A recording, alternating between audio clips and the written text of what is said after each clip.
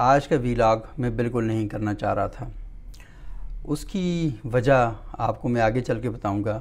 جب بھی کسی اہم عہدے پر کوئی اہم شخصیت آ جاتی ہے تو ہم سب لوگوں کا جو طرز عمل ہے نا وہ بڑا نوٹ کرنے والا ہوتا ہے. لوگوں کو جہاں بھر کی خوبیاں اس شخص کی ذات کے اندر سمٹتی ہوئی دکھائی دیتی ہیں. آج سے کچھ عرصہ پہلے جب یہ اعلان ہوا تھا کہ جنرل قمر باجوہ صاحب پاکستان کے چیف آف آرمی سٹاف بننے والے ہیں تو ان کے اعلان سے پہلے پاکستان میں جمعیت اہل حدیث کے سربراہ پروفیسر سینیٹر ساجد میر صاحب نے ایک ویڈیو بیان جاری کیا اور اس میں انہوں نے الزام لگا دیا کہ جنرل باجوہ جو ہیں یہ احمدی ہیں، مرزائی ہیں، قادیانی ہیں. اور اس کے بعد پورا ایک ماحول بن گیا اور باجوہ صاحب تو آگے اپنی جگہ پہ آرمی چیف بن گئے اور پھر انہوں نے اپنے گھر میں محافل میلاد کا انعقاد کیا اور بلا کے انہیں پاکستان کے علماء کو بتانا پڑا کہ ان کا تعلق نہیں ہے. مجھے ایک دوست نے بتایا کہ جو باجوہ فیملی ہے اس کے اندر کوئی شخص ایسا مشکل سے آپ دکھا سکتے ہیں کہ جس کے قریبی فیملی کے اندر لوگ جو ہیں وہ احمدی نہ ہوں. جب باجوہ صاحب نے یہ کلیئر کر دیا کہ ان کا تعلق احمدیت کے ساتھ نہیں ہے اور پھر ہم نے دیکھا کہ انہی دنوں میں جناب اوریہ مقبول جان صاحب انہوں نے ایک خواب سنا کر پورے پاکستان کو ششدر کر دیا. انہوں نے کہا کہ یہ کوئی تقرری کوئی عام تقرری نہیں ہے، یہ بڑی اہم تقرری ہے اور اللہ کے رسول نے اس کی منظوری دی ہوئی ہے. زاہد الراشدی صاحب جو ہیں بہت بڑے عالم دین ہیں، وہ گکڑ کے انہوں نے مجھے بتایا تھا کہ باجوہ کے اوپر یہ الزام بہت غلط ہے، اس لیے کہ میں اس کے باپ کو جانتا ہوں. یہ باجووں میں سے واحد باجوہ ہے جو قادیانی نہیں ہے اور یہ اپنا علاقہ تلونڈی عنایت چھوڑ کے جہاں آئے تھے کیونکہ اس کے باقی لوگ قادیانی تھے. میرے ایک کلیگ تھے اور سٹاف کالج ساتھ کیا ہوا تھا، بریگیڈیئر صاحب، تو میں نام نہیں لیتا لیکن لوگ ڈھونڈ لیتے ہیں. ندیم ملک نے ڈھونڈ بھی لیا تھا، پہنچ بھی گیا تھا اس کا. انہوں نے بریگیڈیئر صاحب نے مجھے بتایا کہ راحیل شریف ابھی نیا بنا تھا اپنا چیف آف آرمی سٹاف، تو اس نے کہا کہ ایک پروفیسر ہیں، پروفیسر شہزاد صاحب، میں آج نام لے رہا ہوں ان کا، یہ کراچی میں ہوتے ہیں اور یہ بڑے ولی آدمی ہیں. تو انہوں نے ایک خواب دیکھا ہے اور انہیں ایک کرنل ہوتے تھے ریجمنٹ بلوچ ریجمنٹ میں، ان کے پاس آئے تھے، ان کے وہ موتقد تھے.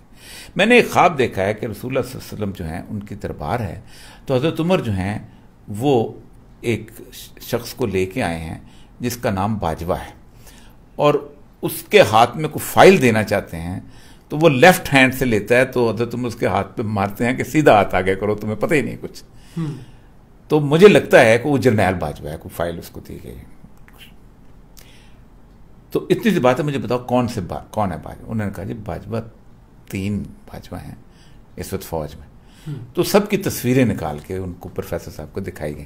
یہ باجوہ صاحب کے آرمی چیف بننے سے 4 سال پہلے کی بات ہے. اچھا، یہ خواب 4 سال پہلے کا. اچھا، راحیل شریف اس وقت، میں پورا واقعہ سناتا ہوں.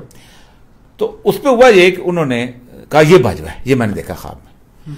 تو کہتے ہیں کہ انہوں نے اپنے اس وہاں پر کرنل ہیڈ کوارٹر تھا کراچی کا، انہوں نے کہا جی باجوہ صاحب آتے رہتے ہیں چونکہ یہاں پر ہیں اس کو لیفٹیننٹ جنرل، تو کبھی ان کی ملاقات ہی کرا دو خاموشی میں. تو کہتے ہیں کہ میں نے پروفیسر شہزاد کو باجوہ صاحب کے ساتھ ملاقات کروائی. تو انہوں نے کہا پروفیسر صاحب نے کہ آپ نے یہ خواب میں نے دیکھا ہے. تو انہوں نے کہا اس سے آپ کیا مطلب لیتے ہیں؟ ان کا مطلب یہ ہے کہ جو فوج ہے نا پاکستان کی، وہ ایک بیسیکلی کسٹوڈین ہے تھوڑی سی، تو شاید آپ کو ذمہ داری آپ چیف آف آرمی سٹاف بن جائیں. تو باجوہ صاحب کھلکھلا کے ہنسے، کہتے ہیں میرے اوپر یہ بلا بندہ ہے، یہ بندہ ہے، یہ میں 4تھے نمبر پہ آتا ہوں، میں تو سوچ بھی نہیں سکتا اور میرا تو کوئی سفارشی بھی نہیں ہے. تو ہوا یہ کہ وہ کہہ کے چلے گئے. تو لیکن چونکہ یہ خبر اڑ رہی تھی تو فوج کو ان کو پروفیسر صاحب کو ایجنسیوں نے اٹھا لیا اور ان کی اتنی کٹ لگائی کہ بیچارے پاکستان چھوڑ کے دبئی بھاگ گئے اور وہ نہیں آئے. اس کے بعد 3 سال کے بعد باجوہ صاحب جو ہیں چیف آف آرمی صاحب ہو گئے. اب میں آپ کو سناتا ہوں لشکر طیبہ، جسے جماعت الدعوہ بھی کہا جاتا ہے اور کالعدم تنظیم ہے، اس کے جو بڑے اہم رہنما ہیں، مرکزی قائدین میں شمار ہوتے ہیں جناب مولانا امیر حمزہ صاحب، جو دنیا اخبار میں کالم بھی لکھتے رہے ہیں. انہوں نے جو قمر باجوہ صاحب کے فضائل بیان کیے، سماعت فرمائیں. اور جڑا ہونا آیا جنا آرمی چیف، اللہ دے فضل و کرم نال وہ بھی اللہ دا شیر ہے. بولو بھی اللہ دا.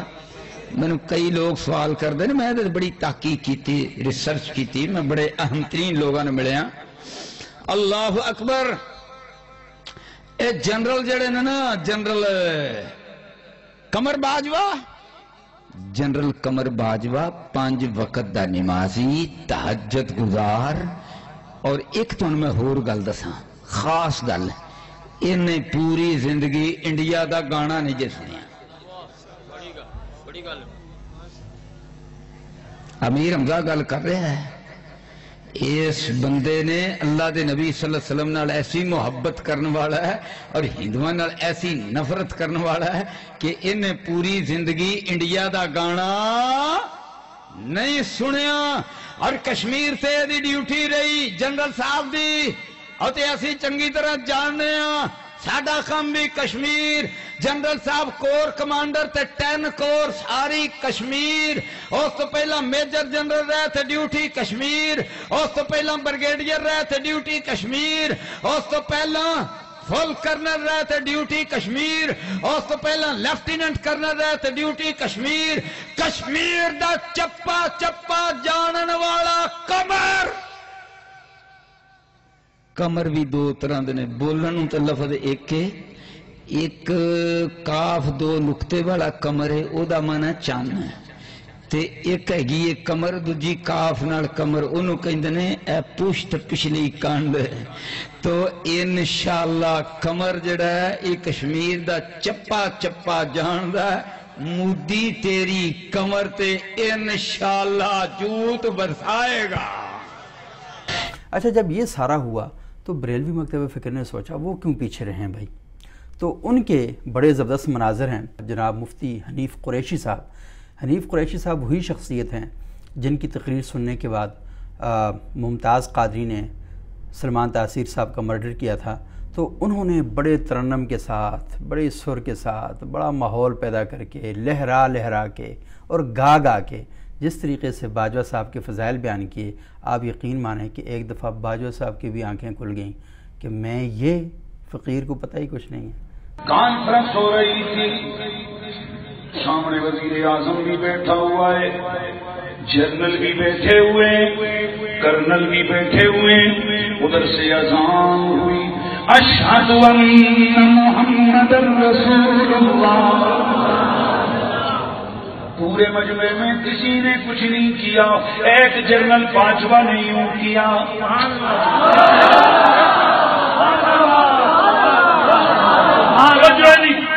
پوری کانفرنس میں کیا ہوا کسی کو کوئی پتہ نہیں. ہوں رستے رستے تارے لا لا لا لا لا لا ویڈیو آ رہی نے، تکو تکو کے کر رہے.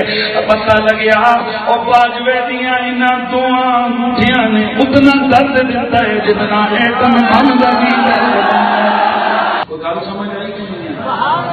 وہ جی رہی سے کرتی باجوہ صاحب کے پتر جی کا بیاہ ہون لگا، بیٹے کی شادی ہونے لگی، بیٹے کی شادی ہونے لگی. میں قسم اٹھا کے کہتا ہوں اے جڑے 3 جڑیاں میں چھینکاں تے پاکاں سن رہے ہیں، مینوں بڑا مزہ مزہ مزہ مزہ مزہ آ رہا ہے. سنو سنو وہ کیا ہے، کرنل باجوہ کے بیٹے کی شادی ہو رہی ہے، نکاح ہو رہا ہے.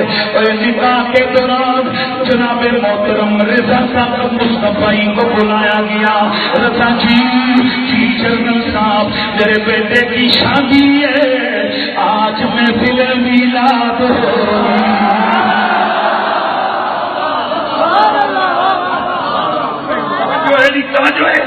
میرے بیٹے کی شادی ہے، محفل میلاد ہوگی اور رسولی نبی نشان میں خطاب ہوگا. وہ چڑی رہی صحیح کسر سی. اگلے دن وزیر اعظم کا اعلان آیا، پچھلے سال ایک دن محفل میلاد سرکاری طور پہ ہوتی تھی، اس باری 2 دن میلاد سرکاری طور پہ ہوئے. تو سب لوگوں نے جا کے بڑا زبردست قسم کا اپنا حصہ جو ہے اس سارے عمل میں ڈالا اور باہم جو اپنی تائید اور نصرت ہے وہ جناب قمر جاوید باجوہ صاحب کو پہنچائیے. اس سے پہلے جنرل ضیاء الحق صاحب کے بارے میں بھی یہی کچھ ہو رہا تھا. جماعت اسلامی کلیم کر رہی تھی یہ ساڈا بندہ ہے، دیوبندی کلیم کر رہے تھے یہ ساڈا آدمی ہے، اچھا بریلوی کہہ رہے تھے یہ ہمارا آدمی ہے. تو جنرل ضیاء الحق صاحب سب کے لیے تھوڑا تھوڑا چورن، تھوڑا تھوڑا کوفتہ، تھوڑا تھوڑی بریانی، تھوڑی تھوڑی رس ملائی اور رس گلے سب کے لیے وہ بھی رکھتے تھے. تو سارے بڑے خوش رہتے تھے اور بڑے مطمئن رہتے تھے.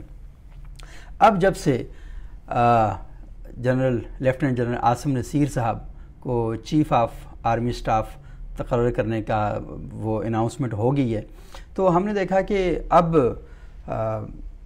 ان کے بارے میں بھی بہت سی باتیں ہونی شروع ہوئی ہیں.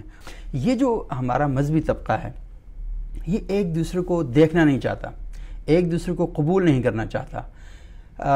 اگر ایک فرقے کا مولوی دوسرے فرقے کے بارے میں جو رائے رکھتا ہے وہ آپ لوگوں کو پتہ ہے کہ کس طریقے سے کرتے ہیں، لیکن جب یہ معاملہ جب آ جاتا ہے نا، کوئی بڑے منصب پر کوئی بندہ آ جاتا ہے تو پھر ان کی ٹون ہی بدل جاتی ہے. یہ ہر ایک اس کا تھوڑا تھوڑا حصہ اپنی طرف کرنا چاہ رہا ہے. ماشاءاللہ جو ہمارے کچھ شیعہ دوست ہیں وہ شاہ ہونے کی وجہ سے انہوں اپنے کھاتے میں ڈالنا چاہ رہے ہیں. اچھا وہ کہتے ہیں ان کے کچھ رشتہ دار مکتب تشیع سے بھی تعلق رکھتے ہیں، اور جو بریلوی حضرات ہیں وہ ان کو اپنے کھاتے میں ڈالنا چاہ رہے ہیں، جو دیوبندی ہیں وہ ان کو اپنے کھاتے میں ڈالنا چاہ رہے ہیں. مفتی تقی عثمانی صاحب نے ٹویٹ کی اور کہا کہ ایک حافظ قرآن جو ہے وہ ماشاءاللہ اس منصب پر آ چکے ہیں. اپنے اداروں کے سربراہان کی عزت اور تکریم کرنی چاہیے، لیکن یہ جو طریقہ اور اسلوب ہم لوگوں نے اختیار کیا ہوا ہے تو خدا کے لیے اس سے ذرا بچیں. ماشاءاللہ میدان صحافت کے اندر بھی بڑے چیتے اور چہیتے جو ہیں نا وہ برآمد ہو جاتے ہیں. کوئی کہتا ہے جی کہ اس بارے میں میرے کو بڑی خاص معلومات ہیں، اور میں کل سے یوٹیوب پر بہت سے لوگوں کو سن رہا ہوں اور وہ ایسے ایسے انکشافات فرما رہے ہیں، آپ یقین مانیں کہ وہ عاصم منیر صاحب کے لیے بھی انکشافات ہیں، اگرچہ کہ ان کی ذات کے بارے میں ایسے ایسے انکشافات ہیں. کوئی ان کا جغرافیہ نکال رہا ہے، کوئی ان کے دینی اور روحانی اور اس طرح کی چیزیں نکال رہے ہیں، اور ایسے ایسے پہلو ان کی ذات میں تلاش کیے جا رہے ہیں کہ جو آج سے 3 دن پہلے تک جنرل عاصم منیر صاحب کو بھی نہیں پتہ تھے اور ان لوگوں کو بھی نہیں پتہ تھے جو ابھی ان کے بارے میں طرح طرح کے فضائل اور مناقب جو ہیں وہ بیان کر رہے ہیں. ہم یہ سمجھتے ہیں کہ جنرل عاصم منیر صاحب پاکستان کی فوج کے سربراہ بنے، اور پاکستان کی فوج کے بارے میں ہم یہ سوچتے ہیں کہ وہ بہترین فوج ہے، قابل قدر لوگ ہیں، پاکستان کی حفاظت کرتے ہیں. یہ ان کی ذمہ داری بھی ہے اور ان کا بنیادی کام بھی ہے. انہیں سیاسی عمل میں مداخلت نہیں کرنی چاہیے، لاپتہ افراد کا ایشو حل کرنا چاہیے. یہ جو کالعدم تنظیمیں ہیں یا فرقہ وارانہ مزاج کی تنظیمیں ہیں یا عسکریت پسند گروہ ہیں، ان کے ساتھ جو معاملہ ہے اس کو سیٹ کرنا چاہیے تاکہ یہ معاملات جتنے بھی ہیں پاکستان کے اندر ختم ہوں. اور سرزمین پاکستان پر جو شخص فوج کے علاوہ یا پولیس کے علاوہ اسلحہ اٹھاتا ہے کسی شخص کو اس بات کی اجازت نہیں ہونی چاہیے. اور یہ جو ایشوز ہیں ہم اپنی فوج سے اس بات کی توقع رکھتے ہیں، اور ہم جنرل عاصم منیر صاحب سے بھی اسی بات کی توقع رکھتے ہیں. عاصم منیر صاحب آئے ہیں، ویلکم، مرحبا. لیکن عاصم منیر صاحب جب اپنا یہ منصب چھوڑیں گے اس وقت اس بات کا فیصلہ کریں گے کہ عاصم منیر صاحب نے جو وقت ہے وہ کیسا گزارا.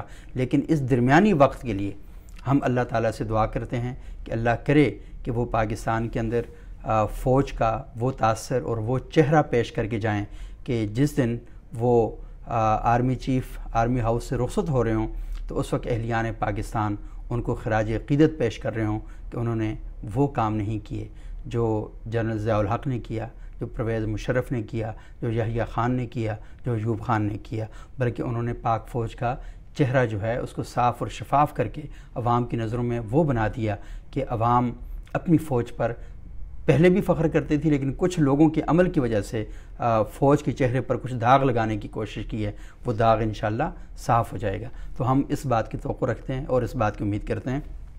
آرمی چیف کسی فرقے کا آرمی چیف نہیں ہے، وہ پاکستان کی فوج کا آرمی چیف ہے. اور پاکستان کی فوج میں ہندو بھی ہیں، پاکستان کی فوج میں سکھ بھی ہیں، پاکستان کی فوج میں دیگر مذاہب سے تعلق رکھنے والے لوگ بھی ہیں، کرسچن بھی وہاں پر ہیں، بہت سی مارجنلائز کمیونٹیز ہیں ان کے لوگ بھی پاک فوج کے اندر ہیں. وہ ان سب کے آرمی چیف ہیں، اور وہ کسی فرقے کی نمائندگی کر کے پلیز اپنی چھوٹی سوچ کو ان اداروں میں گھسیڑنے کی جو کوشش ہے وہ آپ نہ کریں.